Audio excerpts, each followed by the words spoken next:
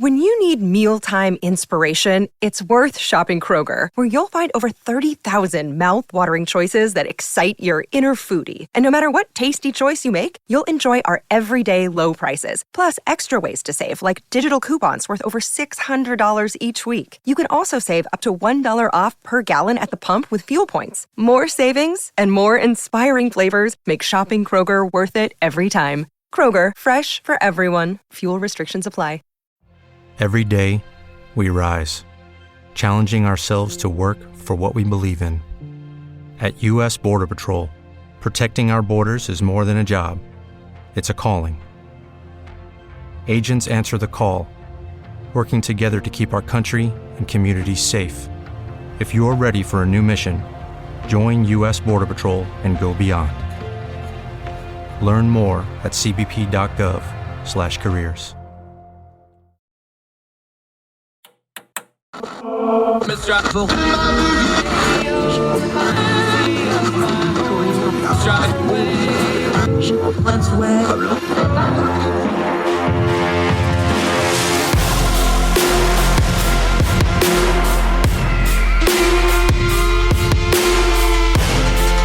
your host, Andrew Donaldson. This is Heard Tell. Welcome back to Heard Tell. I have been talking to Yael Ossowski, and it occurred to me we probably ought to hit the record button. That's how it goes when very old friends jump on the program. Early adapter, can I use that? That's a big tech term. Tech bros love that early adapter term. You, sir, were an early adapter to the things I do, and I appreciate you. Good to see you again. Oh, great to see you, Andrew. And also, congrats on the switch over to Substack. You know, I've seen you've made that transition. That's looking really nice. Getting your words out there and hopefully multiplying.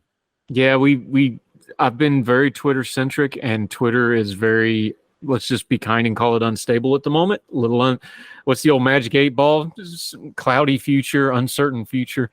Wanted to have kind of a one-stop shop because I do a lot of different stuff with the columns and stuff. So I appreciate that. He is, of course, with the Consumer Choice Center, our very good friends going all the way back to the radio days. You got a piece up in USA Today. Our old friends at the FTC, buddy, they just keep at it, don't they? We talked about a week or so ago on the program about them going after big gaming as part of their big tech initiatives. Now you're in USA Today. Let's start this way because I don't know if you get wisdom with age, but you have seen things before. This stuff with Amazon cracks me up because if I go back to the 90s, it's the exact same arguments we had over Walmart, almost to the T.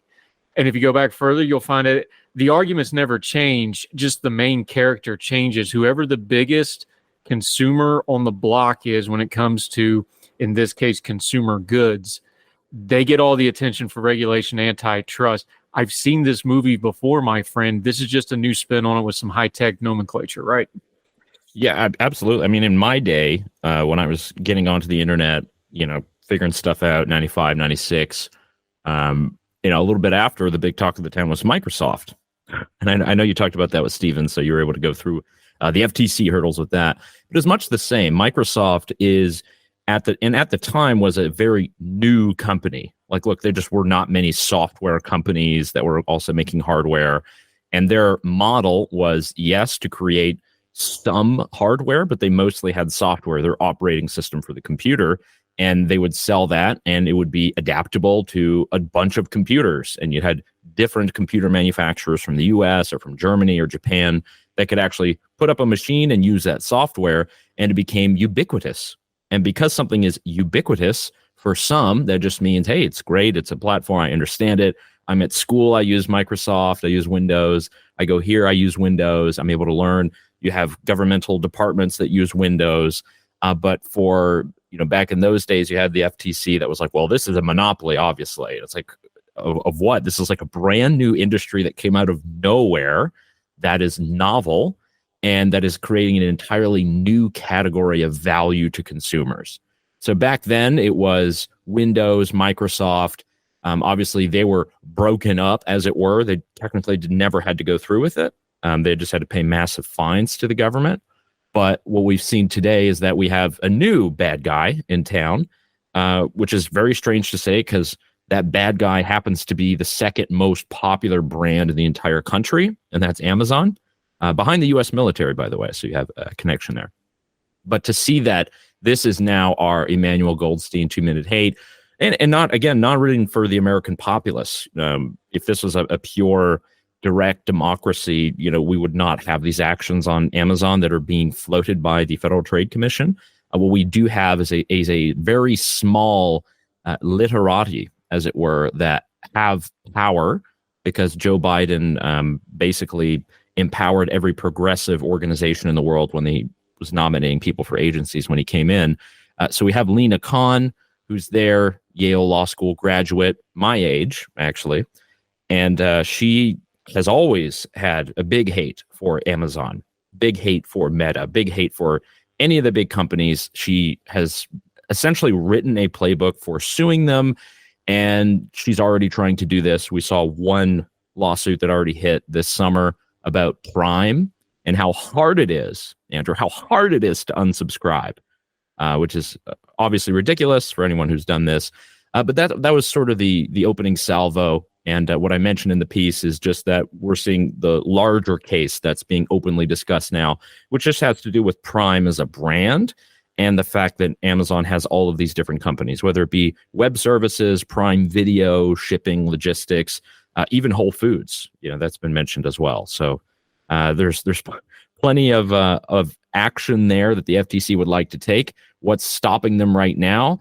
The legal justice system, the Constitution, and the fact that American consumers love Amazon. Yeah, and they love Amazon. We need to back up for just a second, though, and I don't want to go loggy transportation or too much. Why people love Amazon? I mentioned Walmart earlier. Walmart beat Sam Walton, a real genius in business. Real. If you read through the annuals of American business, Sam Walton's up there with whoever you want to put up there, Vanderbilt's, Carnegie, whoever. He figured it out. We're going to build a logistics network to get these goods. We're going to make money in the margins was his thing.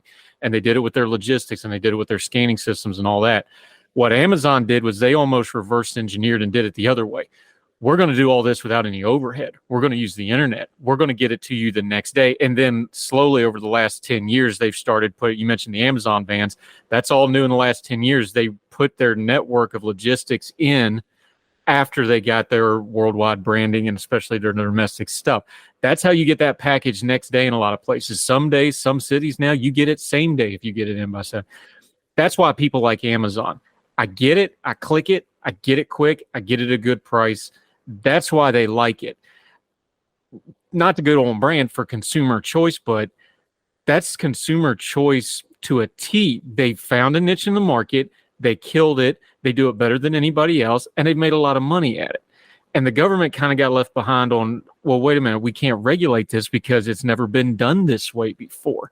And that's where this starts becoming, I don't want to say predatory, but regulatory practices get predatory. They go after the biggest person on the block, and that's Amazon. Not that Amazon doesn't need regulated, not that they don't need to be kept appraised of their labor practices and all that. There's a function of government there. But what the folks at the FTC are doing, that's not what they're doing. They're just picking the biggest name on the block that's got the new hot thing and going after them. Am I misreading this? Because that's pretty much where I'm at on it.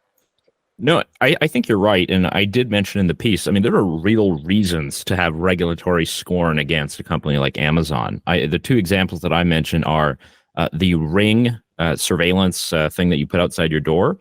Essentially, this subsidiary of Amazon has basically had an open door to any law enforcement agency. And they've been incredibly lax with following through on asking for court orders. That is pretty concerning.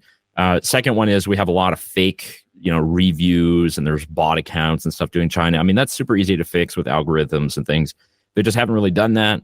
That can deceive people. That is something that an FTC should absolutely look at. But when it comes to everything else, I mean, come on. I remember I was an early Amazon customer, really when it was just books.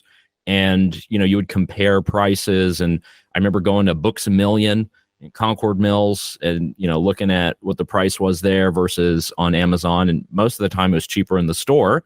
And then there was an apex. There was a moment, I don't know exactly the year it was, maybe it was 2010, 11. Amazon just started winning and winning and winning. And it started expanding and attracting third-party sellers out the wazoo, which is the important part. Because the thing about Amazon is, yes, it's a marketplace and they have their own products, But anybody can technically sell on Amazon. You just got to pass the test, be sure you have all your scruples, your paperwork, blah, blah, blah. You can set up your vendor shop there on Amazon. That is like an amazing platform. Now, FTC comes in and say, whoa. The way that you're treating the people who you've allowed onto your platform needs to be done in X and Y way. You invented this system, fairly new for a global e-commerce site, but these are the new rules and standards that we're applying to you. That just doesn't pass muster. There's, again, all kinds of small things that they're bringing up in the context of these lawsuits, and there have been mostly leaks. This tells you something about the FTC. We actually have the only lawsuit that's come out right now is the one against the Prime subscription. Oh, bad, so hard to unsubscribe. Everything else is just rumors in media, and it's been Lena Khan's team and the FTC leaking to reporters saying, we're going after them for this, and this. We're going to slam them for this and another thing. And it's kind of served as this trickle of news. My opinion is it's to get the American people ready for when this hits, and maybe they've heard the worst example of one thing. I just still don't think it's going to work, because everybody knows somebody who's either worked at the Amazon warehouse, or they see a van daily, or they've ordered something from there or sold something there. It's so integrated into our economy that, nobody is sitting there with a huge grudge against Amazon, except people who have an ideological disposition to not like larger companies that happen to be online. And that's unfortunate.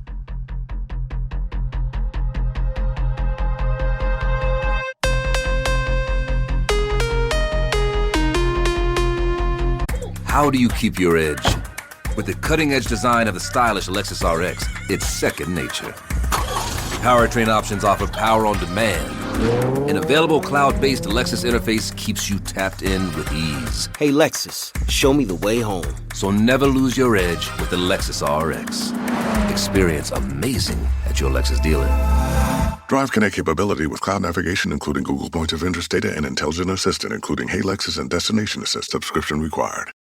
When you need mealtime inspiration, it's worth shopping Kroger, where you'll find over 30,000 mouth-watering choices that excite your inner foodie. And no matter what tasty choice you make, you'll enjoy our everyday low prices, plus extra ways to save, like digital coupons worth over $600 each week. You can also save up to $1 off per gallon at the pump with fuel points. More savings and more inspiring flavors make shopping Kroger worth it every time. Kroger, fresh for everyone. Fuel restrictions apply. At Kroger Pharmacy, care is what's most convenient for you. Care is being here when you need us. We're open evenings and weekends. Care is helping you save more. Most insurance plans and discount cards are accepted at your local Kroger Pharmacy.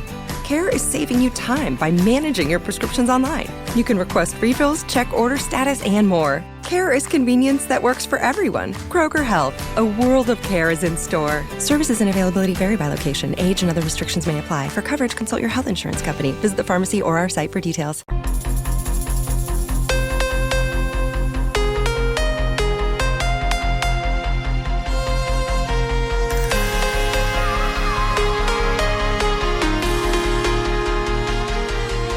Yeah, Yael Ossowski joining us. We've talked about this before, but I think it bears bringing it up again. You brought up that great Orrin Hatch quote about hipster antitrust. The terms antitrust and its first cousin monopoly are getting absolutely abused when it comes to big tech companies like Amazon and things like this, because but here's the problem. People still think of those terms in the old-fashioned industrial policy and regulation ways, and they don't fit cleanly. We talked about this with the Microsoft stuff with Stefan. You're talking about market shares that are way, way lower, even as big as an Amazon is, even as big as a Microsoft is.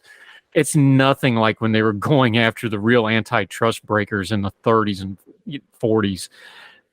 There is a real problem with the U.S. government, and some of it's statutory in the law, and it's not all their fault. But things like the FTC, they're using the old-fashioned terminologies for the industrial age, for this new media age, and it just doesn't fit. And so much of what they're doing, and you can talk about Khan and her, Chairman Khan and her theories and her ideologies. You just hear that 1930s ideology just pouring out of her like she's talking about the robber barons. And there's not robber barons in big tech, but when you go to make industrial policy for big tech, it doesn't fit. at all. So even if you agree, disagree, whatever, it's going to be a mess because it doesn't really apply. And yet we're trying to use these terms again. Yeah, and I'm not a Jeff Bezos stan, but just think of his story. This guy, grew up stepfather from Cuba, teenage mom, just not super well rich guy. He's not a Vanderbilt, and built this company up over years and years. But the history of antitrust, by the way, is any kind of benefits that were offered at very cheap prices or free to certain industries or titans. So this happened with the settling of the American West. You had this land that was just claimed for pennies, given to certain people, and they were able to build and use those resources, and they got a benefit from the government.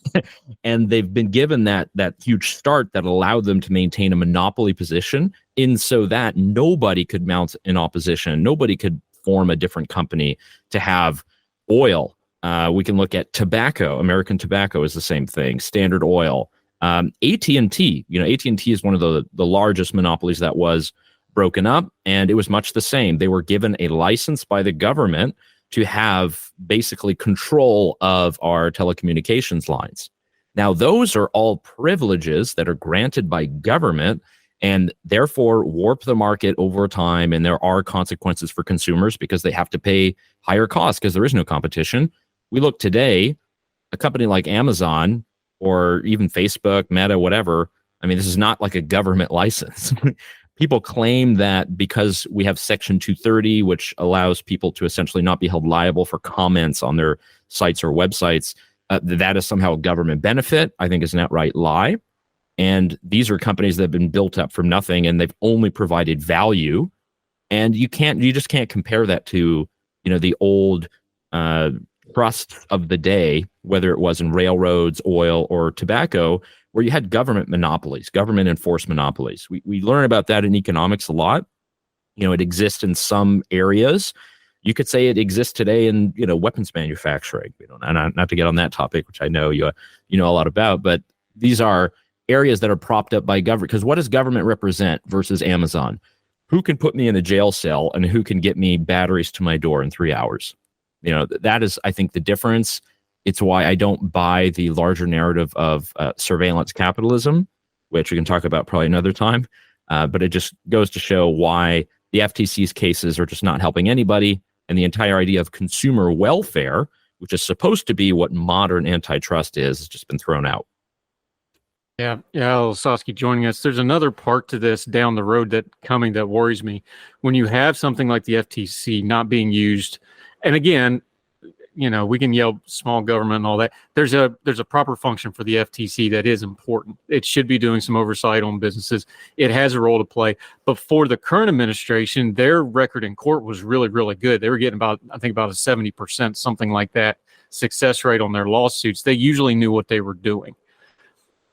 When you have a government organization like the FTC that has a good role and it's not being done properly and it's being, frankly, in my opinion, being abused, you referred to, they call it jawboning. It's the government putting pressure on, wink, wink, nudge, nudge, to make people do stuff, right? The problem is those things, once the agencies stop doing their functions, and in this case, we're on Amazon's side, Amazon's going to pay a lot of money in lobbyists. We know the hundreds of millions of dollars Facebook is pummeling into Congress for lobbying and they're going to want to start writing the rules for these regulations in the future to protect themselves. And you want to talk about consumer choice, when the big tech and the big governments start getting together and the industries and they start making all the rules, that's when the consumers really get screwed. That's why you got to hold these things accountable, even if it's going against something you may or may not like. You got to rein this stuff in now, because that's what's coming down the road. And we've seen it in history, and we see it now with the way these big tech hearings are going. Yeah, I very much agree. And we see it happening in front of our eyes with artificial intelligence. So there are a couple of frameworks that are out there. Chuck Schumer has written one. There's one in the European Union. The UK has a plan. And they've called in Sam Altman, who's the CEO of OpenAI, and essentially given him carte blanche to introduce any kind of rules he'd like to see. And what do you think he's going to do? Well, he's going to try to cut out Google Bart or Barf or whatever it's called, or any other AI company out there. And we cannot allow the industry to just write the rules at the outset. I think there has to be, when normally we say entrepreneurial discovery, we need to have regulatory discovery too. If we don't know what the rules should be just yet, there's a lot of saying if there ought to be a law, but we can't know what exactly that should be. We all have in mind various guardrails, whether it comes to, representation, stealing, copyright. There's a lot of things that we know there. I think the biggest problem with AI is going to come down to labor, and particularly if we look at autonomous vehicles and we look at labor unions. We're already seeing this in San Francisco to a good extent. But it is true that we need to have regulatory agencies in the competition realm that do keep a track on stuff, because a lot of stuff is actually cartels. If you look at the sugar industry, for instance, there's the U.S. sugar program, this kind of cronyist thing that continues to funnel profits to, the big sugar producers. And then we've got, all of these different realms where people have secret deals that artificially keep prices high. Oftentimes, this is done at the behest of some legislative concern and some law that passed, but also sometimes it is private, off the books things. We will only buy from you here. We promise not to sell this below this price.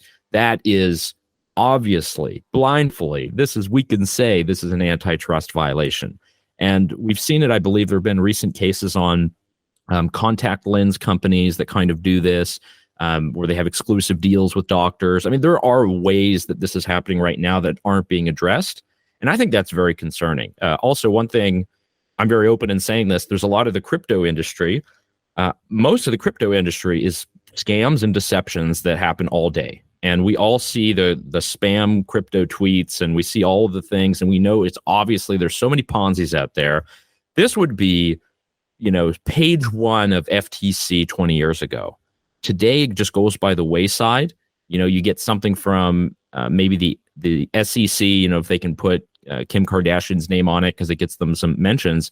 But there's a lot of people losing a lot of money here who are being deceived, lied to, and there's no action that's coming from FTC. It's all coming from the financial regulators after the fact, once people have already lost their money. So I think that should occupy a good amount of time for the antitrust, because that is sapping a lot of money from Americans right now. And, there are obviously other examples and things that are happening. We also have to ensure that our government remains very open to innovation, particularly in the face of what we see from communist China. We would talk about Amazon, blah, blah, blah. We have Alibaba, which could eat Amazon's lunch tomorrow if it was allowed to grow in the US more. They already do in places like Canada and Western Europe. Alibaba is growing. It's huge. And because they have incredibly cheap shipping costs from their containers and all these deals, from China, they could actually become more popular, bigger than Amazon. Right now, Amazon just happens to have good consumer loyalty, customer loyalty, Prime. They've got all these other benefits that Alibaba can't offer yet. If they get cut down, we could see a world where even more tech would be owned, would be distributed by the Chinese Communist Party and its affiliates. I think that is much more concerning than, having a Prime van going by my house every couple days.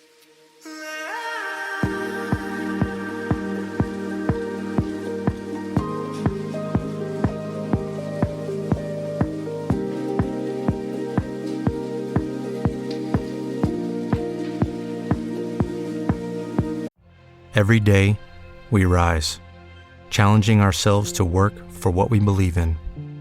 At U.S. Border Patrol, protecting our borders is more than a job. It's a calling. Agents answer the call, working together to keep our country and communities safe. If you're ready for a new mission, join U.S. Border Patrol and go beyond.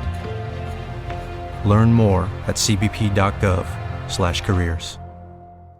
What's the easiest choice you can make? Window instead of middle seat? Picking a vendor who sends a great gift basket? Outsourcing business tasks you hate? What about selling with Shopify? Whether you're selling a little or a lot, Shopify helps you do your thing, however you cha-ching. Shopify is the global commerce platform that helps you sell at every stage of your business. From the launch your online shop stage to the first real-life store stage, all the way to the did we just hit a million orders stage. Shopify's there to help you grow. Whether you're selling scented soap or offering outdoor outfits, Shopify helps you sell. Wherever and whatever you're selling, Shopify's got you covered. Sign up for a $1 per month trial period at shopify.com/try. Go to shopify.com/try now to grow your business, no matter what stage you're in. Shopify.com/try.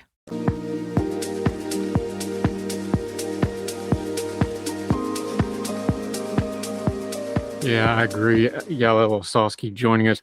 You mentioned crypto. You mentioned Alibaba, something I've actually kind of been keeping one eye on for the last year or two, especially, 2 years ago, their chairman got in a little bit of hot water with the Chinese government and fast talked his way out of it. I'm like, there's a check wrote there for down the road somewhere we're going to have to keep an eye on. What else in the headlines for our listeners are you keeping your eye out on, whether it's, a congressional hearing thing, a revolutionary technology thing? What are you watching in the headlines for folks that they can watch so when it pops up virally, they'll know, that's something I need to pay attention to? So here's one I know that you haven't talked about on your show. As far as I know, there's a lot of stuff that's happening in Canada on basically traditional news media versus new media and tech firms. So in Canada, it was called the Online News Act. In the US, we have our version, the JCPA, Journalism Competition and Preservation Act. This is essentially the idea, which first came from, I can say commie Australia, because their policies lately are pretty bad. But essentially the idea from Australia was we force tech firms to sit down with news publishers, news broadcasters, and pay them money for all of the classifieds and advertising money that has shifted from traditional newspapers to tech firms, Google, Facebook, you name it. So in Canada, we're seeing the absolute disaster that this has caused. They passed the bill, went into royal assent, and Meta, predictably, as they stated they would do, cut off Canadian news websites so that they are not subject to this law. Now, there's been outcry and a lot of misinformation about why this happened. It was because the government passed the law forcing them to pay old school print journos. And there's a lot to unpack there. But if we look at the Australian example, it has not been a success at all. And the biggest beneficiaries have actually been Rupert Murdoch and a couple of his companies, because he owns still a lot of the broadcast and some of the print media down there. So what we're using is government power to try to force a new industry to pay an old industry. And journalism is undergoing a renaissance right now. I mean, you use Substack, YouTube, podcasting, open platforms. You also are in newspapers. You're also in other media. You do what we all have to do to get our message out there. But we have all these tools and tech available. We're not reliant on the same newspaper model of the 1970s. It is new, but media companies have to innovate. The New York Times has done amazingly in pivoting to a digital world. They're making more money than they ever have. Other newspapers and firms, not so much. And I think, unfortunately, a lot of people will continue to call on the government to fix the problem. So if we're able to put a little bit of a spotlight on what's happening in the U.S., again, it's the JCPA bill by Senator Klobuchar, who's, again, also an antitrust fangirl. That is at least something to highlight, because I think media like yours go against their narrative, because you're actually being able to put things out there, and hopefully we'll get you a lot more Substack subscribers so you can do it full time all the time. Yeah, that'd be nice. But, it's a great example, because I started writing for my local print media. They're online too, of course, my local print media, because the media environment, the flagship newspaper, in fact, they just cut down no more Sunday papers, which was an institution for years. They're just going to have a weekend edition, stuff like that. The media landscape there is changing, and I wanted to be a part of it. So I do local, a local column as well. California had a bill about this. We covered about a week or so ago. A smaller way, that's a lot of what Klobuchar and them pulled from California. Now, that's stalled out, but we did cover it. In fact, I think we called it How Not to Save Newspapers, because it's actually really bad for newspapers, too, when you get down to it, because we know what happens when you subsidize something. You can't really cover it, right? I completely agree with you. We will get on this Canada thing. We'll have to get one of our Canadian friends down for that. My thing with the media, though, just put a bow on this. Here's how we tie it all together. Watch this little media thing here. Jeff Bezos owns the Washington Post. And it's done pretty well under Jeff Bezos's thing, who also owns Amazon. And people will say, well, there's yet another, like, well, no, that's one of the models of media now. You have to have a rich benefactor that'll take care of a flagship institution, or you got to go the nonprofit route like we've seen out in Utah and other places. By the or way, you just have to be a New York Times and survive off your legacy, basically. I mean, that was the storyline of Citizen Kane, one of Yes. the best movies of all time from over 100 years ago. Yes. Was, rich benefactors. Like, how many millions of dollars are going to lose next year? I expect to lose 20 million that year and that year. When I'll run out of money in 100 years. Yeah, you want to go back to yellow journalism and, invading Cuba, how far back you want to go. This stuff is not new is the moral of the story, folks. That's why we got to turn the noise down on the news and talk to folks like our good friend Yael Ossowski, Consumer Choice Center. Great having you back. We're going to keep having you in the rotation along with all of your many cohorts and the folks of your ilk, which people mean for bad, but I love it. I love calling people that. Let folks know how they can follow and keep up with you. We're going to link to your piece in the USA Today. Let them know what else you got going on until we get you back on Hertel, my friend. Yeah, well, to my fellow travelers, I'm on the Twitter, YAELOSS. I could talk to you about Nostr, a whole Bitcoin-powered social network, but we'll do that another time. But mostly find me there or over there at Consumer Choice Center, and I'm pretty Googleable at this point. Unique name, strange national origin. I'm there. International man of mystery. Yeah, you said we'll get somebody Canadian to talk about. I am Canadian. I know about this stuff too. Well, yeah, you're a man of you're a citizen of the world, my friend. You are the consumer choice onion, one astounding layer after another, my friend. So I've not yet been called an onion. My wife will like that. Well, thank you so much for having me on, Intro. It's been a pleasure, and heard tell. Let's do this. Look, appreciate your support, my friend. We'll talk soon, sir. Alrighty.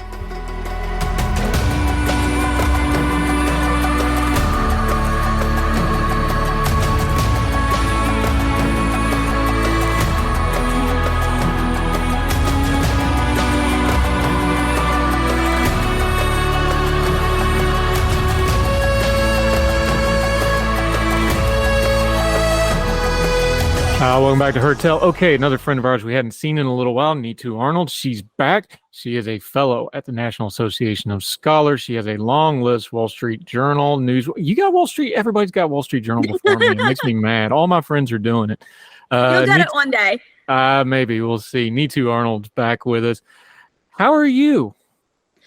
I'm very busy right now, just my personal life. I'm going on vacation soon, and I'm also moving to a new apartment. So I'm pretty much packing up the whole apartment. So on that end, it's been very busy. But other than that, life is going well. I'm continuing to write and improve, and I think that's all you can ask for.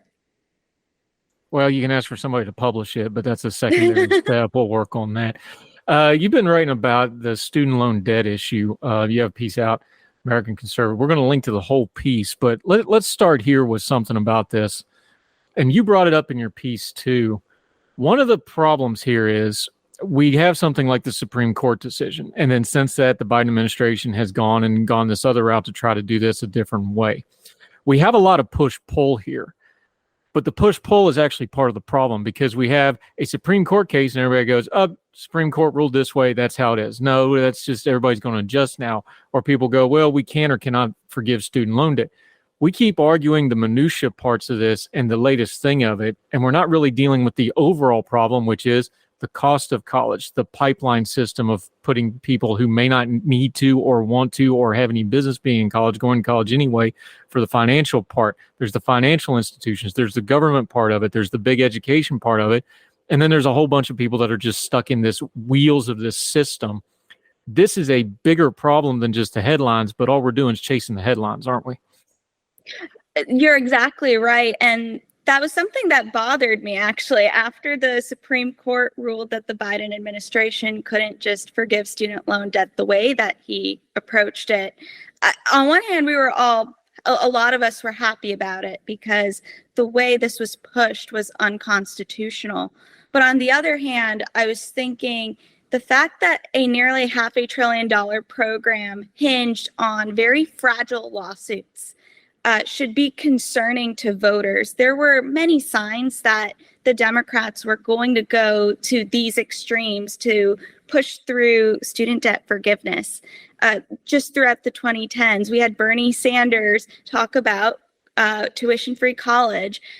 Hillary Clinton and Elizabeth Warren talked about debt forgiveness when it came to some of the for-profit college scandals. And then towards the end of the 2010s, we start to see calls for overall debt forgiveness. So there were many signs that we were going to go in this direction. In the meantime, there were opportunities where Republicans had power both in Congress and even as president, and we never really had a cohesive higher education plan. It seems like we're always just reacting to whatever the Democrats propose.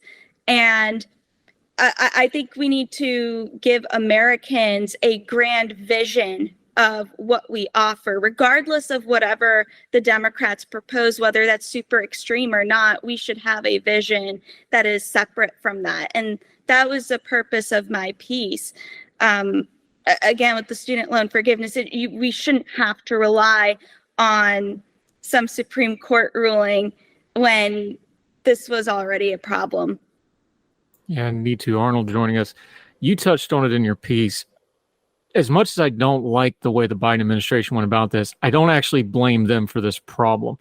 The Supreme Court, I don't really blame them for this problem. A lot of this problem, as far as the government end of this, starts in Congress. Congress has not legislated correctly here. They have a lot of things short of student loan forgiveness they could do, like loosening regulations, like changing who can and can't do things, like putting some jawboning pressure on these higher education places to do things like let students work more and things like that. There's a lot of intermediate steps between total student loan forgiveness and re-regulating some of how this system works. And almost all of that falls under the purview of Congress and legislation if they'd be willing to actually do it. And yet they don't. I put a lot of my blame on Congress here. Oh, and I think sometimes I think the politicians react a little bit too late. I think a great example of this was right when the Biden administration, they were going to propose student loan forgiveness. Now, the exact details were not known last year, but they were going to propose it. And Republicans come out with a bill, the Real Reforms Act. One provision in that bill would have limited executive action so that the Biden administration or the Secretary of Education couldn't just forgive student loans at a snap of a finger. But that legislation came a little bit too late. And again, it wasn't going to get passed at the time. So I thought that, we need more proactive policies, not reactive ones. Yeah, it's a good point. You also mentioned in your piece here, and I think this is important. Now, you do some educational research stuff, so you kind of follow these trends and keep up with them. There's a definitive trend line of young people getting more and more skeptical about higher education in the traditional sense, as far as going to a 4-year college and then grad school or career or whatever.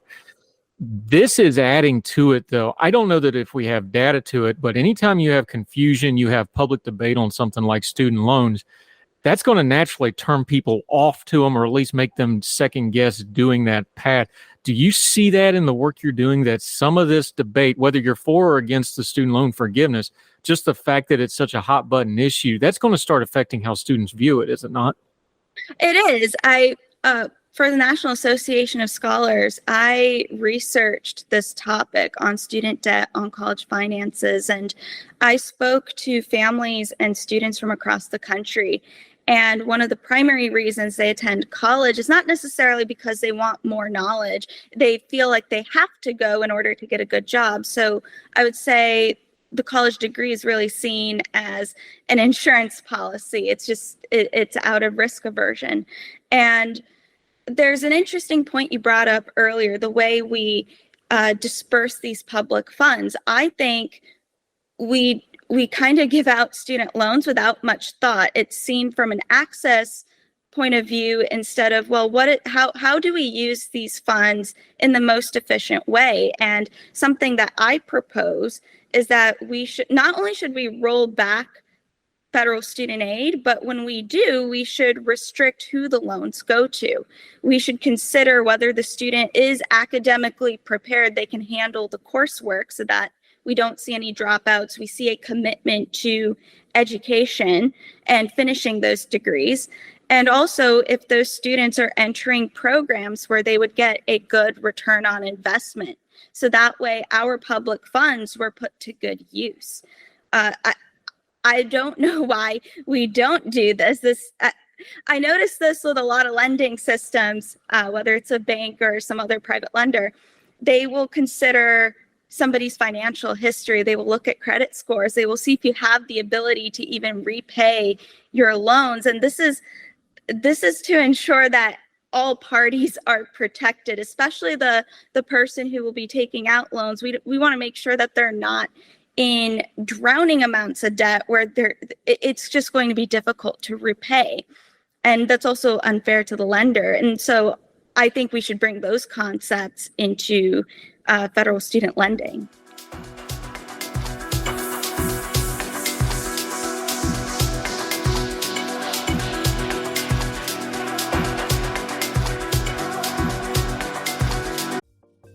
Folks, if you've listened to the Heard Tell program, you've heard our friend Gabriella Hoffman, but you need to make sure you're checking out her podcast, District of Conservation. It's a podcast exploring the nuances of true conservation efforts from DC and beyond. From topic discussions to exclusive interviews with conservation and energy newsmakers, Gabriella keeps listeners appraised of the latest news stories while elevating important voices. Listen to District of Conservation on Apple Podcasts or wherever podcasts are played. Folks, you've heard of Ethan Brown on the Heard Tell show a couple of different times, but if you're interested in learning about how to discuss things like climate change without all the politics and doom and gloom, head over to his podcast, The Sweaty Penguin. Sweaty Penguin is a late-night comedy-style climate podcast working to add nuance, critical thinking, humor, and hope to the climate conversation. They got over 100 episodes already, breaking down weekly news stories and specific topics, from the vanilla to the ADHD to the international accountability to orangutans. Yes, I know, it's a comedy thing, so just go with it. But each time, exploring different ways we can make progress on these issues while still helping the economy, health, security, and everything else we care about. Feel overwhelmed, exhausted, or excluded by today's climate change discourse? This is the podcast for you. Find The Sweaty Penguin wherever you get your podcasts or at www.thesweatypenguin.com.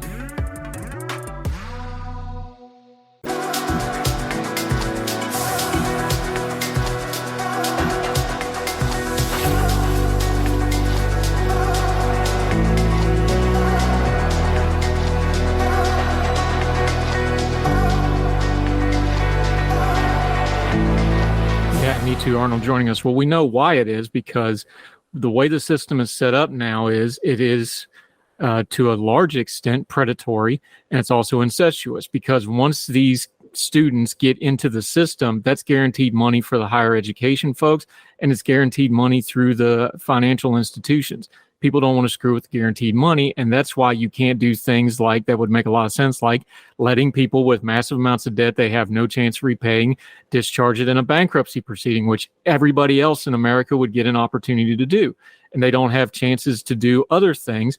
And that's part of the problem of the system here too, is you've made almost these student loan folks an exclusive group that in reality doesn't have the rights of any other lender when you get right down to it.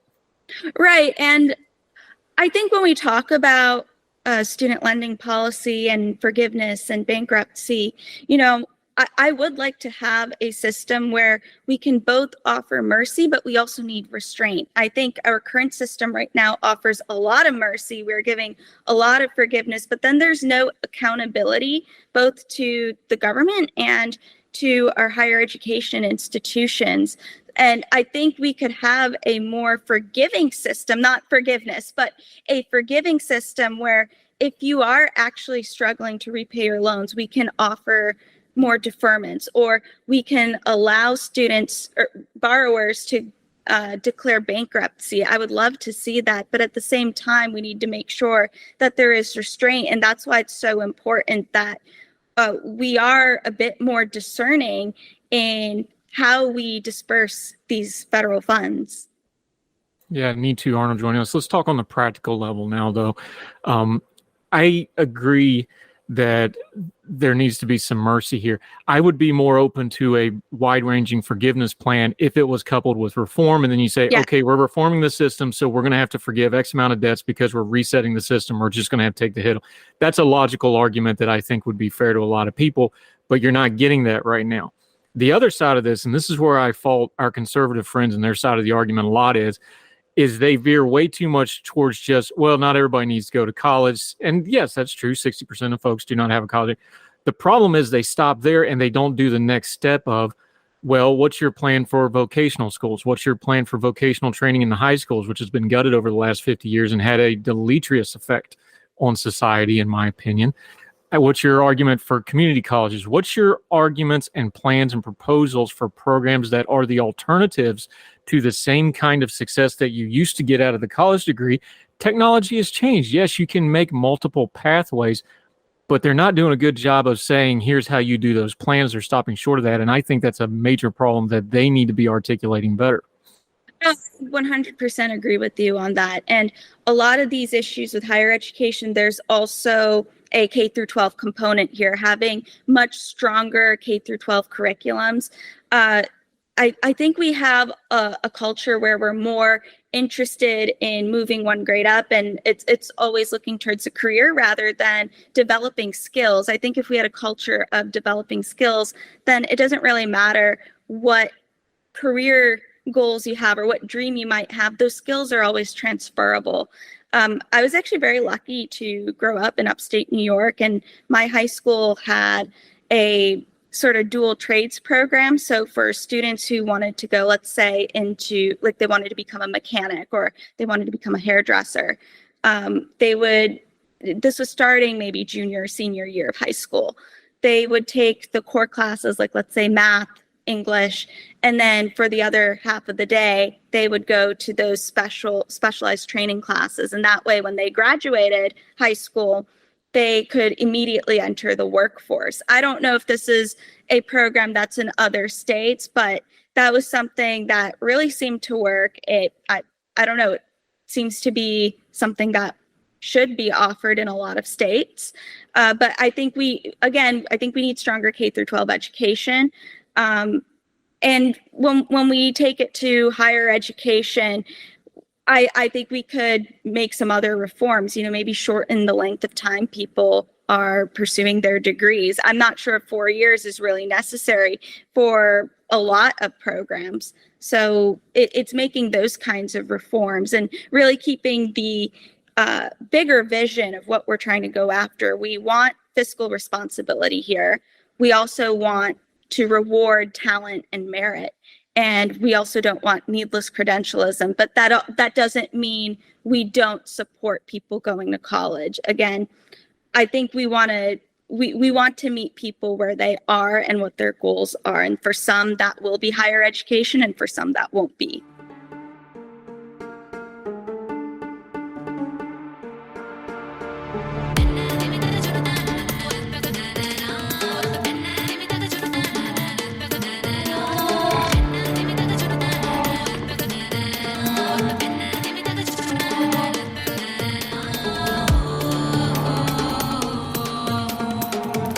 Yeah, me too, Arnold, joining us. I think one of the underlying problems here, too, is how we discuss this. You just talked about it. When you turn K through 12 into a pipeline to college, that's a problem because now you've lost the point of both K through 12 and college. You've really hurt yourself on both ends of it. We don't really know how to talk about that yet. When you talk about something like the student loan issue, the messaging of forgiveness plays really well of, this is unfair, let's fix that. That messaging is a strong messaging, and you need to have a counter message to say, yes, it's unfair, but we need to do this instead. How do we talk about this issue better? Because we can get into the policy and the minutia, and we can talk about the FAIR Act, and we can talk about student loans and how complicated the numbers are and the billions of dollars this involves. Folks' eyes just roll in the back of their head. They just don't have the bandwidth or patience for that, right? So how do we actually talk about this situation and this very real problem that's going to keep compounding as we go along because more people are going into the system, right? How do we talk about it in a more effective way to everybody to get everybody discussing it? Well, we first need to understand why so many people are going to college in the first place. We act as if it's a choice everybody makes, but when a lot of jobs are requiring degrees, even for the jobs where you don't really need a college education, a lot of students are going to go for that reason. And one thing that frustrates me is when people say, well, why don't they just go and repay their loans? It's that simple, and we can stop the conversation there. And while I agree that if you take out a loan, you have to pay it back, that I 100% agree with, we shouldn't just stop the conversation there. And again, going back to the ideals that the GOP could actually promote as a cohesive higher education vision, that we support merit, we support talent, we also support offering alternative options for people where college is not really an option, or it won't be the best use of their time. And we also don't want endless credentialism. I think if we focus around these values, I think that's something that would make sense to a lot of people. It seems common sense, and it would be fiscally responsible. And that way, whatever funds we do, whatever public funds we are using, we have a guarantee that it is going to students who would make the best use of it. Yeah, Neetu, Arnold joining us. Just to put a kind of a cap on this conversation, though, I think some folks are voting with your feet. We already talked about the changing perceptions of young people about how they view college. Do you see that in the data that you research and the folks you talk about? And you're closer to that cohort than I am. Not that I'm old, but I'm getting there. I've seen it in my own children. One of my children, who's now a college student, graduated high school with basically an associate's degree already done because they did the dual track program. That takes years off their college. I think we're going to see more piecemeal stuff where folks go, well, I can do a little bit of this. We just put a whole generation through online school and high school. They're going to go, well, I did most of my high school online during COVID. Why can't I do that for college? Because it's much, much cheaper and much more flexible. And then I can work and whatever. I think we're going to start seeing a change in the actual students before we see a change in the system. Is that what we should be paying attention to now, how the students are reacting? Because it seems like the system's pretty calculated and not going to really change anytime soon. Well, we should be paying attention to the current generation and the future ones. At the same time, I would say that it is on the lawmakers to have some foresight. It shouldn't be that people need to react and that's how policy changes occur. It should be that the lawmakers are having some foresight here, and they are figuring out what they're anticipating the problem so that people don't have to react. Yep, me too, Arnold. Love discussing this because, again, this is one of those issues where there's a whole lot of different things crossing streams all at once. Let folks know where they can follow you, keep up with you, what you got going on until we get you back on Heard Tell again. Sure, you can follow me at Neetu_Arnold on Twitter. Yep, and unlike her homing situation, her Twitter handle will not change. Neetu Arnold, thank you so much for the time today. Appreciate it. Thank you so much for having me. Thank you, ma'am. All the music on Heard Tell is provided under a Creative Content license from monstercat.com. Folks, if you've listened to the Heard Tell program, you've heard our friend Gabriella Hoffman, but you need to make sure you're checking out her podcast, District of Conservation. It's a podcast exploring the nuances of true conservation efforts from DC and beyond. From topic discussions to exclusive interviews with conservation and energy newsmakers, Gabriella keeps listeners appraised of the latest news stories while elevating important voices. Listen to the District of Conservation on Apple Podcasts or wherever podcasts are played. Religion is at the intersection of our 21st century life, even if we don't express a faith. At a time when it seems that religion isn't as prevalent as it once was, it still leaves its mark everywhere. As a pastor, I know that religion isn't something I just do on a Sunday, but it's found in every nook and cranny of my life. Sexuality, politics, social media, the economy, war, nationalism, all have some kind of religious angle to them. And as a communicator, I want to find the stories that can help people understand this part of our society that is so important to so many. Hi, I'm Dennis Sanders, and I'm the host of Church and Main. Church in Maine is a podcast about the journey of faith and where it intersects with modern life. I look at faith with a journalist's eye, asking the who, where, what, why, and how religion affects some of the major issues of the day. Join me as we journey together. You can listen to Church in Maine podcasts at the website churchinmaine.org or on your favorite podcast app. I look forward to seeing you. When you need mealtime inspiration, it's worth shopping Kroger, where you'll find over 30,000 mouth-watering choices that excite your inner foodie. And no matter what tasty choice you make, you'll enjoy our everyday low prices, plus extra ways to save, like digital coupons worth over $600 each week. You can also save up to $1 off per gallon at the pump with fuel points. More savings and more inspiring flavors make shopping Kroger worth it every time. Kroger, fresh for everyone. Fuel restrictions apply. What if you could have a career where the opportunities are as vast as our nation, where it's not about mission statements, but a shared mission? At U.S. Customs and Border Protection, we go beyond to protect more than borders. From ship to shore, air to ground, cities to local communities, CBP agents and officers are keeping people safe. Join U.S. Customs and Border Protection and go beyond for something far greater than yourself. Learn more at cbp.gov/careers.